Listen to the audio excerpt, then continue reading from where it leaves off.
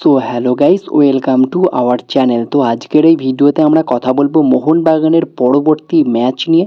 কবে কোথায় কোন টিমের সাথে হবে সেইটা তো তোমাদেরকে জানাবোই, এবং মোহনবাগান সেই ম্যাচে কোন ফরমেশনে কেমন লাইন আপ নিয়ে নামতে পারে, মানে পুরো ম্যাচ প্রিভিউ নিয়ে আলোচনা করব।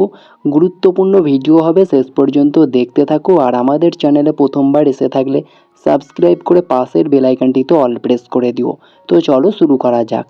তবে প্রথমেই আমরা আলোচনা করে নেব গতকালকের ম্যাচ নিয়ে, যেখানে মোহনবাগান খেলতে নামে এফসি গোয়ার সঙ্গে, এবং এফসি গোয়ার সঙ্গে ম্যাচটা কিন্তু খুবই ভালো একটা ম্যাচ ছিল। একটা সময় মনে হচ্ছিল মোহনবাগান হয়তো জিততে পারে এই ম্যাচটা। অনেক গোলের চান্স এলেও কিন্তু গোল করতে পারেনি। ফাইনালি সন্দেশ জিঙ্গানের একটা মিস্টেক থেকে 55 মিনিটের মাথায় জেমি ম্যাকলারেন একটি গোল করেন। তবে খুবই দুর্ভাগ্যবশত 67 মিনিটের মাথায় একটা গোল কনসিড করে, যেটা কিন্তু কিচ্ছু করার ছিল না। যিনি গোলটা করেছিলেন তিনিও হয়তো ভাবেননি যে এখান থেকে গোল হয়ে যাবে। তিনি করতে চেয়েছিলেন ক্রস, আর হয়ে গিয়েছিল গোল। এখান থেকে না মোহনবাগান ডিফেন্স না মোহনবাগান গোলকিপার কারোরই কিছু করার ছিল না।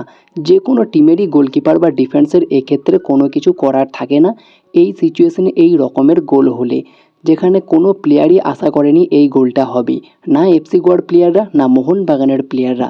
তবে ফাইনালি রনি কিন্তু এই গোলটা করে 67 মিনিটের মাথায় এফসি গোয়ার জার্সিতে।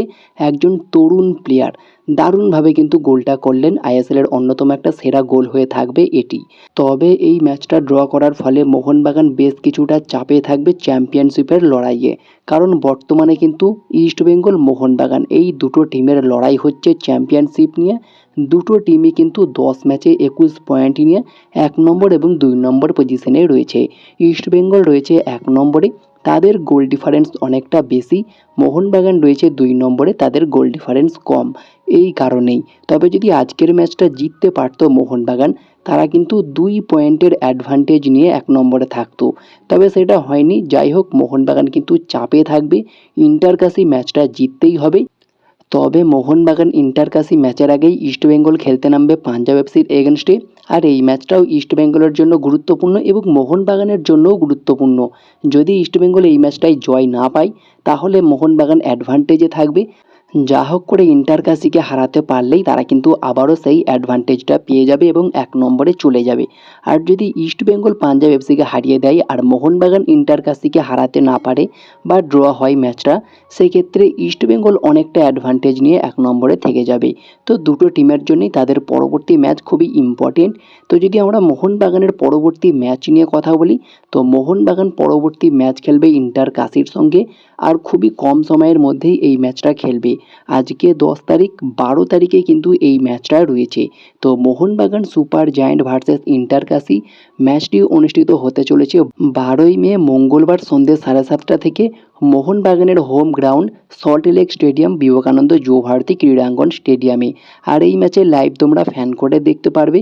তবে একদম ফ্রিতে দেখতে চাইলে তোমরা নেটওয়ার্ক স্ট্রিম প্লেয়ার নামে একটি অ্যাপ রয়েছে প্লে স্টোরে, সেখান থেকে ডাউনলোড করে নিয়ে আরকে স্পোর্টস, খুবই ভালো একটা চ্যানেল। তো সেই দাদা ভাইয়ের চ্যানেলে কিন্তু তোমরা প্রত্যেকটা ম্যাচের ফ্রি লাইভ লিঙ্ক পেয়ে যাবে। তো সেই লিঙ্ক কপি করে নেটওয়ার্ক স্ট্রিম প্লেয়ার এই অ্যাপে পেস্ট করে তোমরা একদম ফ্রিতে লাইভ দেখতে পারবে। তো যদি আমরা ইন্টারকাশি মোহনবাগান টিমের ম্যাচ নিয়ে কথা বলি, এই দুটো টিম কিন্তু প্রথমবারের মতো মুখোমুখি হতে চলেছে। এর আগে কখনো এই দুটো টিম একে অপরের মুখোমুখি হয়নি। তো প্রথমবারের একটা ভালো লড়াই আমরা দেখব। আর দুটো টিমের পয়েন্ট টেবিল অবস্থান নিয়ে কথা বললে, দুটো টিমই 10টা করে ম্যাচ খেলেছে, যেখানে ইন্টারকাশি 11 পয়েন্ট নিয়ে 8 নম্বরে রয়েছে, মোহনবাগান 21 পয়েন্ট নিয়ে 2 নম্বরে রয়েছে। পয়েন্টের তো অনেকটাই ডিফারেন্স। তবে ইন্টারকাশির টিমটা কিন্তু খুব একটা খারাপ টিম নয়, কারণ সেই টিমের কোচের নাম হচ্ছে অ্যান্টোনিও লোপেজ হাবাস। যে কোনো মুহূর্তে ম্যাচের রং পাল্টে দিতে পারে মাস্টার মাইন্ড, এবং মাস্টার স্ট্রোক দিতে পারে এই হাবাস। তো অবশ্যই এই ম্যাচটা মোহনবাগানের জন্য ভাইটাল এবং গুরুত্বপূর্ণ। যে কোনো মূল্যে 3 পয়েন্ট চাই। জান প্রাণ লড়িয়ে দিয়ে হলেও এই ম্যাচ থেকে 3 পয়েন্ট নিতে হবে যদি চ্যাম্পিয়ন হতে হয়। তো দেখা যাক এই ম্যাচে ইন্টারকাশিকে হারিয়ে 3 পয়েন্ট নিতে পারে কি নিজেদের ঘরের মাঠে। তবে ইন্টারকাশির টিমটা কিন্তু হাবাসের আন্ডারে খুব একটা বাজে কিন্তু খেলেনি। তবে তারপরেও যদি দুটো টিমের লাস্ট 3টে ম্যাচের রেকর্ড নিয়ে আমরা কথা বলি, ইন্টারকাশি লাস্ট 3টে ম্যাচের মধ্যে 2টো হেরেছে, 1টা জিতেছে। আর মোহনবাগানকে নিয়ে যদি আমরা কথা বলি, তারা লাস্ট 3টে ম্যাচের মধ্যে 2টো জিতেছে, 1টা ড্র করেছে। লাস্ট গতকালকের ম্যাচেই এফসি গোয়ার সঙ্গে যেটা ড্র করেছে তারা। তবে দুটো টিমের রেকর্ড অনুযায়ী মোহনবাগান এক্ষেত্রে একটু এগিয়ে রয়েছে। তুলনামূলকভাবে খাতায় কলমে মোহনবাগান দলটা অনেক শক্তিশালী। তবে তারপরেও গতকালকের ম্যাচে তোমরা দেখেছো কিছু অস্বাভাবিক ব্যাপার ঘটে গিয়ে এফসি গোয়া ম্যাচটা থেকে 2 পয়েন্ট কেটে নিল মোহনবাগানের থেকে, এক পয়েন্ট ভাগ করে নিল। তো এমনই অস্বাভাবিক কিছু ঘটতেই পারে, ফুটবলে অনেক কিছুই হতে পারে। তবে আশা করব এই ম্যাচে যেন কোনো কিছু না হয়, মোহনবাগান যেন 3 পয়েন্ট পায়। আর যদি মোহনবাগানের গুরুত্বপূর্ণ কিছু প্লেয়ার নিয়ে আমরা কথা বলি যারা ইন্টার কাসের জন্য ভীষণ ভয়ঙ্কর হয়ে উঠতে পারে, তারা হচ্ছেন Jamie Maclaren, Robson Robinho, Jason Cummings, Dimi, Sahal, Liston, একাধিক প্লেয়ার রয়েছে। তবে এই ম্যাচে কিন্তু দিমি, কামিংস এবং ম্যাকলারেন এই ট্রায়োটাকে ইউজ করতে পারে। তো অবশ্যই আমরা ফরমেশন নিয়ে তো কথা বলবো পরবর্তী সময়ে। আর যদি আমরা ইন্টার কাশিকে নিয়ে কথা বলি, ইন্টার কাশির হয়ে যে দুটো প্লেয়ার দুর্দান্তভাবে নজর কাটতে পারে সেটা হচ্ছে আলফ্রেড প্ল্যানাস, যিনি সেন্টার ফরওয়ার্ডে খেলে থাকেন, এবং সার্জিও লিয়ামস। তো তিনি দুর্দান্ত একজন অ্যাটাকিং মিডফিল্ডার, দারুণ ফ্রি কিকে গোলও করেছেন তিনি। তো এই দুটো প্লেয়ারকে নজরে রাখতে হবে। এছাড়াও রোহিত দানুর মতো ইয়ংস্টার প্লেয়ার রয়েছে, তিনিও কিন্তু যে কোনো সময়ে ম্যাচের রং পাল্টাতে পারে, সেই ক্ষমতা কিন্তু রয়েছে। তো এই তিনটে প্লেয়ার কিন্তু ইন্টার কাশির খুবই ডেঞ্জারাস প্লেয়ার, মোহনবাগান ডিফেন্সকে চাপে ফেলতে পারে। আর যদি মোহনবাগানের পরিবর্তন নিয়ে আমরা কথা বলি, তো বেশ কিছু পরিবর্তনের প্রয়োজন রয়েছে। প্রথমেই যে পরিবর্তনটা করতে হবে, জোড়া বিদেশি ডিফেন্ডারকে না খেলিয়ে মেহতাবকেই ফিরিয়ে আনতে হবে। কারণ লাস্ট ম্যাচেই আমরা দেখলাম জোড়া বিদেশি ডিফেন্ডার দিয়েও সেভাবে আটকাতে পারেনি, একটা গোল কিন্তু যে কোনোভাবে হয়েই গেল। অর্থাৎ দুটো বিদেশি ডিফেন্ডার না ইউজ করে যেটা কাজের কাজ হবে, আপফ্রন্টে 3জন বিদেশিকে খেলিয়ে খুবই আক্রমণাত্মক ফুটবল খেলে গোল তুলে নিতে হবে। এমনই কিন্তু করতে হবে ইন্টার কাশি ম্যাচে। তো এই ম্যাচে নতুন ফরমেশন আমরা দেখতে পারি। তবে আমরা মেনলি দুটো ফরমেশনে দুটো লাইন আপ নিয়ে কথা বলবো, যে দুটো লাইন আপ মোহনবাগানের জন্য খুবই ভালো লাইন আপ হবে এবং অ্যাটাকিং হবে এবং ইন্টার কাশি টিমকে বিপদে ফেলতে পারে। তো সেই দুটো ফরমেশনে লাইন আপগুলো আমরা দেখে নেব। প্রথমেই যে ফরমেশনটা নিয়ে আমরা কথা বলবো সেটা হচ্ছে 4-4-2। আর 4-4-2 ফরমেশনে মোহনবাগানের দুর্দান্ত একটা লাইন আপ দেখতে পারবো, যেখানে দিমি থাকবে না, তবে জেমি ম্যাকলারেন এবং জেসন কামিংস এই দুজনের যুগলবন্দি আমরা দেখতে পারবো আপফ্রন্টে। তো 4-4-2 ফরমেশনে মোহনবাগানের লাইন আপ হতে পারে অনেকটা এইরকম।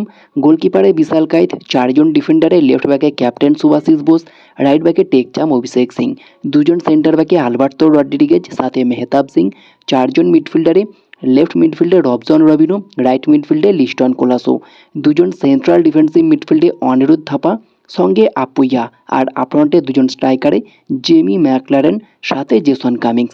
এই লাইন আপটাও কিন্তু খুবই ব্যালেন্সড একটা লাইন আপ, দারুণ একটা লাইন আপ মোহনবাগানের জন্য এই ম্যাচে। আর একটা হচ্ছে 4-3-3, খুবই অ্যাটাকিং একটা লাইন আপ, দারুণ একটা কম্বিনেশনও থাকবে এই লাইন আপে। তো 4-3-3 ফরমেশনে মোহনবাগানের লাইন আপ যদি আমরা দেখি অনেকটা এই রকম হতে পারে।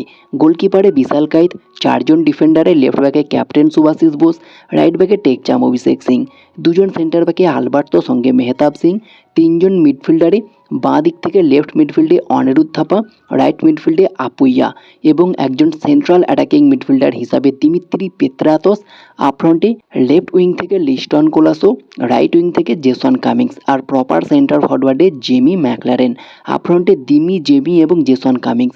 এই 3 অস্ট্রেলিয়ানের একটা ট্রায়ও আমরা দেখব। এই ফরমেশনে এই লাইন আপটা নামালে একটা দারুণ কম্বিনেশন, দারুণ একটা বিধ্বংসী জুটি আমরা দেখতে পারবো। তো এই লাইন আপটা খুবই গুরুত্বপূর্ণ হতে পারে ইন্টার কাশি ম্যাচে, যদি প্রথম থেকেই আক্রমণাত্মক ফুটবল খেলতে হয়। তো এই দুটো লাইন আপের মধ্যে কোন লাইন আপটা বেস্ট মোহনবাগানের জন্য অবশ্যই তোমরা কমেন্টে জানিও। আর তোমাদের মতে মোহনবাগানের কেমন লাইন আপ হলে ভালো হয় এই ম্যাচে সেটা কমেন্টে জানিও। তো এই ছিল আজকের ভিডিওটি ভালো লাগলে লাইক শেয়ার কমেন্ট করে চ্যানেলটিকে সাবস্ক্রাইব করে পাশের বেল আইকনটিতে অল প্রেস করে দিও। তো দেখা হচ্ছে নেক্সট কোনো ভিডিওতে।